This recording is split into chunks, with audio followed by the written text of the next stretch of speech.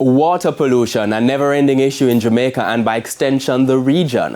Locally, there have been 3 recent incidents: an oil spill in the Rio Cobra in St. Catherine, a fish kill in Harbour Drive, St. Andrew, and another fish kill in Linstead, St. Catherine. So how can water pollution be minimized? Romardo Lyons looks at the issue in this report. Years of advocacy against it, but water pollution continues, and even more devastating, industrial waste floating among fish. From a regional standpoint, we know now also based on the data that almost all of our water systems are contaminated with plastics. Now, recognizing that the visible plastic component is just one part of it, we'll be going to the microplastic part of it. We need special labs to be able to measure the microplastics. Microplastics are small plastic pieces, less than 5 millimeters long, which can be harmful to aquatic life. But while plastics play a role in pollution locally, experts are shedding light on toxic spills.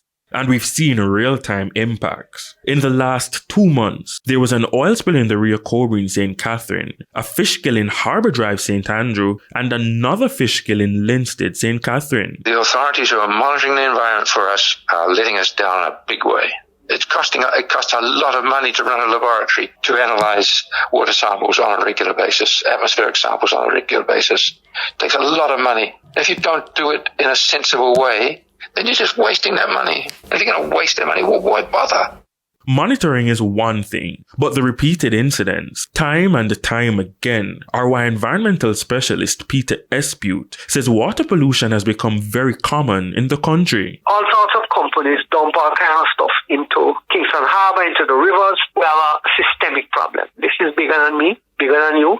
Now, the United Nations Environment Programme says the Caribbean is extremely vulnerable to the impacts of marine pollution due to dependence on natural resources and vastly exposed coastlines. Meanwhile, when addressing this issue across the region, Ms. Duber says it will take a lot of work to ensure that the water that we are giving to ourselves from a human point of view comply with the chemical, the biological, as well as the microbiological side of water quality as a safe source of water. Romardo Lyons, TVJ News.